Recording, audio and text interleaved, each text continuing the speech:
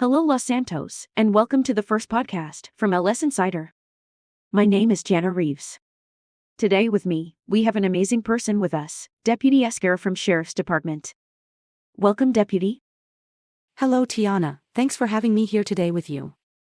Thank you for agreeing to join us here today, so we can introduce together to our viewers your work, what you do. So, recently you've hosted a coffee with deputy type of event, which went really well, according to what I've seen. How would you say the reaction of citizens was to the event? The reaction was very well received. Actually, we've had a couple of tables set up, each table for a different division or team. The event was held after the Colors Run. That's when we pay respect to a slain deputy. This Colors Run was for Deputy Jack Reynolds. Then we had all the trainees and deputies come over after it. We had a few tables: Palito Bay Station, Davis Station's Special Assignments Team, Parole Enforcement Task Force, my team, and we even had administrative division supervisors with a table. I'd say it went really well. Had a couple of individuals interested in a couple of divisions, they sat, asked, and there's others that were interested in law enforcement as a whole. It's always great to have the public approach and ask questions about your job, because at the end of the day, you're here to serve them. I agree, event was a success, and also it was a great opportunity to allow public to get integrated with sheriffs from different departments.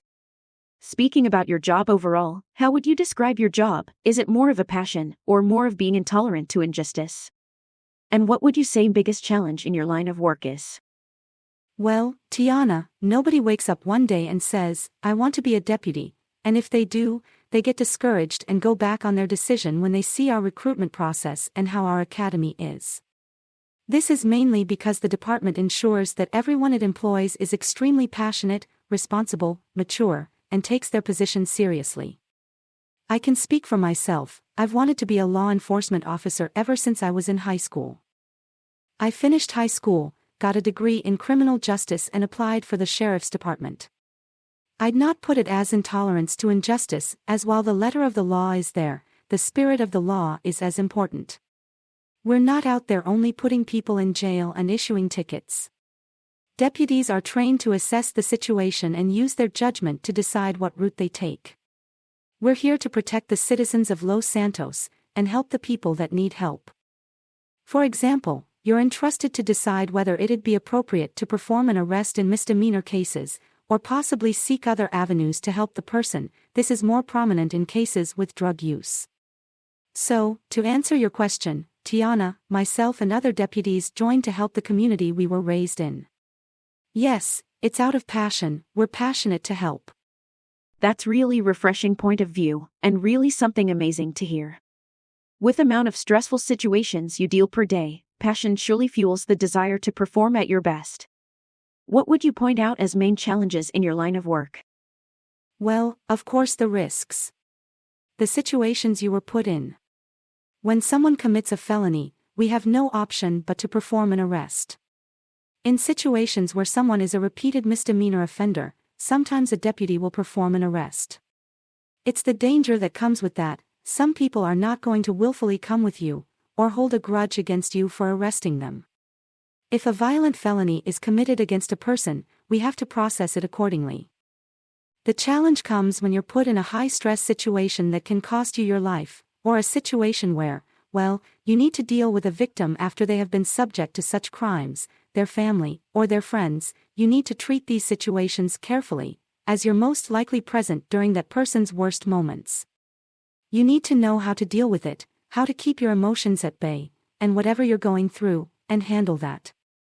And after you deal with it and head home, you need to be able to put that same uniform on and do it all over again the next day. Thankfully, the department ensures all deputies can go through that, and have the mental fortitude required to perform the job. And, if sometimes it gets too much, the department also considers that, and makes sure the deputy's mental health is well before they go out to do it. However, I have to point out, when I started working the field, it was my second or third day.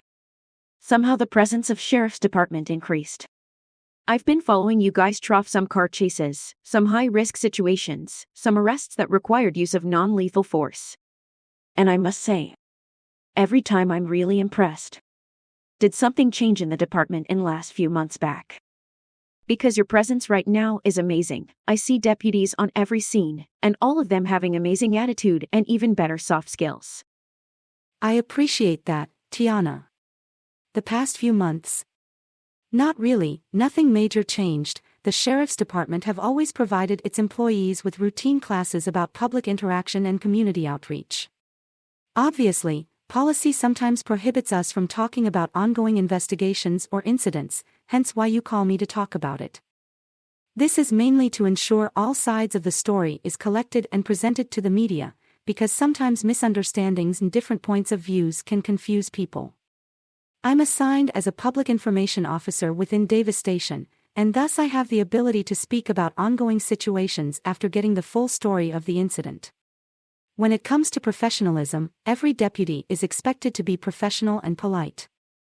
As long as you're not interfering with an active scene, we'll always be happy to talk or answer questions within policy. Yes, that's pretty much understandable when it comes to media, but overall, attitude of deputies are really professional, outstanding. Which is really worth every praise. So, tell us then. I'm sure many female viewers will be watching this, and some of them will surely look up to you, wanting to become like you. Is there any difference, being a woman in the uniform, compared to being a man in the uniform? Co-workers, citizens, how do people react? I'm an Operation Safe Jails investigator within Twin Towers. We deal with male inmates and our job is to investigate jail crimes and gang crimes within the jail. Think of it as what Operation Safe Streets do, but inside. I've been one of the very few females in OSJ. I don't get any different treatment, nor did they make the requirements different for me to join that assignment. They take competent individuals. Your race, religion, or sex doesn't matter. If you're competent enough to do the job, you'll get it, and you'll even progress through the ranks if you keep doing well.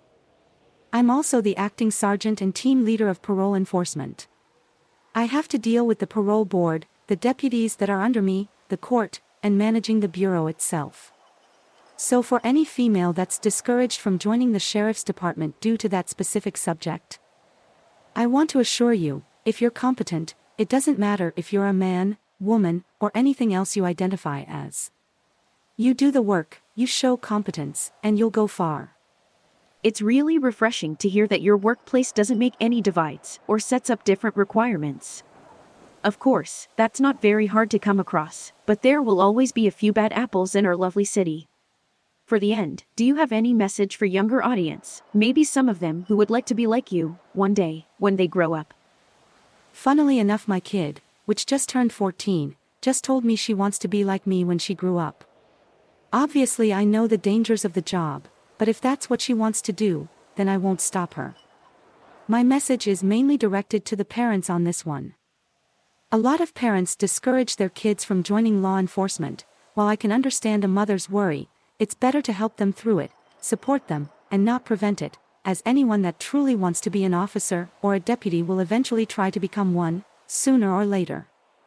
People that do this job are natural-born community leaders and want to help, and to save lives. The same applies for firefighters, paramedics, lifeguards, or any other job that requires someone to put their life at risk to help someone else. That's not something you learn over time, you're born with it. And the second part of my message would be to anyone that wants to join. Don't let outside factors stop you from pursuing a passion, and maybe you think you don't have it in you, but that's normal. Trust me, I've seen deputies that thought they didn't have it in them, got through the academy, and realized that they're natural at it. This also applies for the other professions I mentioned before. Well, I'd like to thank you very much for agreeing to be guest on this podcast, and for providing our viewers fresh point of view on law enforcement. Thank you for having me here today, Tiana.